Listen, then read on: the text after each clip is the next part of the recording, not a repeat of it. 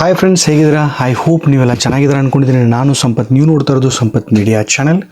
ಯಾರೆಲ್ಲ ನನ್ನ ಚಾನಲ್ನ ಸಬ್ಸ್ಕ್ರೈಬ್ ಮಾಡಿ ವೀಡಿಯೋಸ್ನ ನೋಡ್ತಾ ಇದ್ದಾರೆ ಅವರೆಲ್ಲರಿಗೂ ಕೂಡ ಹೃದಯಪೂರ್ವಕವಾದಂಥ ಧನ್ಯವಾದಗಳು.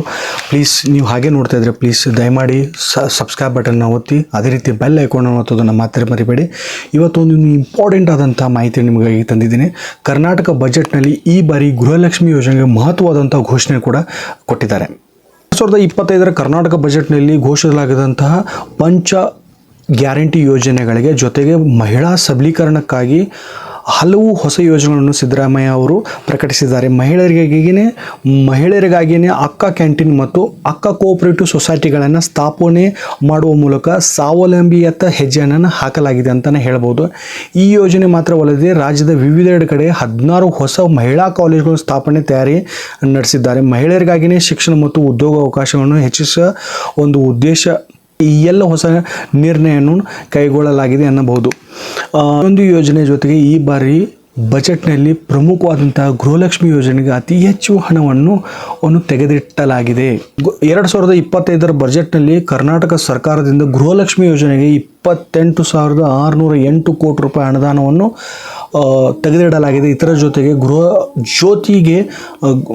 ಜ್ಯೋತಿ ಯೋಜನೆಗೆ ಸುಮಾರು 10,100 ಕೋಟಿ ರೂಪಾಯಿ ನಿಗದಿಪಡಿಸಲಾಗಿದ್ದು, ಈ ಒಂದು ಎರಡು ಜನಪ್ರಿಯ ಯೋಜನೆಗಳು ಅತಿ ಹೆಚ್ಚಿನ ಅನುದಾನವನ್ನು ಪಡೆದುಕೊಂಡಿದೆ ಅಂತಲೇ ಹೇಳ್ಬೋದು.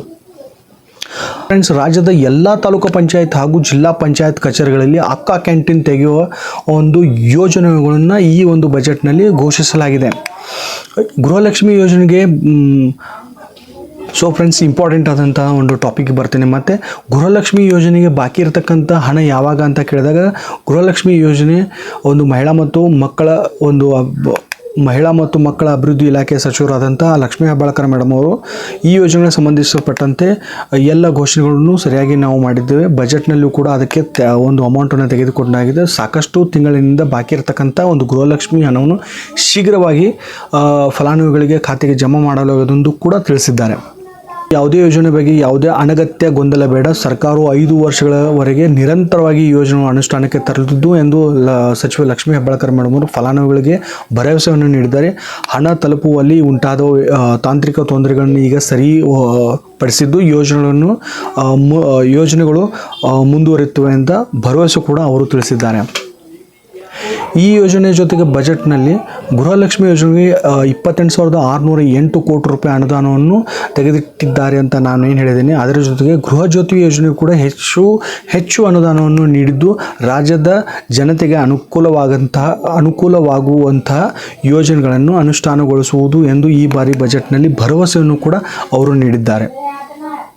ಇದಾಗಿತ್ತು ಫ್ರೆಂಡ್ಸ್, 2025 ಕರ್ನಾಟಕ ಬಜೆಟ್ನ ಘೋಷಿಸಲಾಗಿದ್ದಂತಹ ಗ್ಯಾರಂಟಿ ಯೋಜನೆಗಳೊಂದಿಗೆ ಅಮೌಂಟನ್ನು ಹೇಗೆಲ್ಲ ತೆಗೆದಿಟ್ಟಿದ್ದಾರೆ, ಅದರ ಜೊತೆಗೆ ಒಂದು ಅಕ್ಕ ಕ್ಯಾಂಟೀನ್ ಬಗ್ಗೆ, ಅದರಿಗಾಗಿಯೇ ಅಕ್ಕ ಕ್ಯಾಂಟೀನ್ ಹಾಗೂ ಅಕ್ಕ ಕೋಆಪರೇಟಿವ್ ಸೊಸೈಟಿ ಬಗ್ಗೆ ಕಂಪ್ಲೀಟ್ ಆದಂಥ ಮಾಹಿತಿ ನಿಮಗೆ ನಾನು ತಿಳಿಸಿದ್ದೀನಿ ಅಂತ ತಿಳ್ಕೊಂಡಿದ್ದೀನಿ. ಇದೆಲ್ಲ ವೀಡಿಯೋಸ್ಗಳು ನಿಮಗೆ ಇಷ್ಟ ಆದಲ್ಲಿ ಪ್ಲೀಸ್ ಲೈಕ್ ಮಾಡಿ, ಸಬ್ಸ್ಕ್ರೈಬ್ ಮಾಡ್ಕೊಳ್ಳಿ, ಎಲ್ಲರ ಜೊತೆ ಇದನ್ನು ಶೇರ್ ಮಾಡಿ, ಎಲ್ಲರಿಗೆ ಲಾಭ ಆಗಲಿ ಅಂತ ಹೇಳ್ತಾ ಮತ್ತೊಂದು ಇನ್ಫಾರ್ಮೇಷನ್ ನೀಡೋದೊಂದಿಗೆ ಮತ್ತೆ ಭೇಟಿ ಆಗ್ತೀನಿ.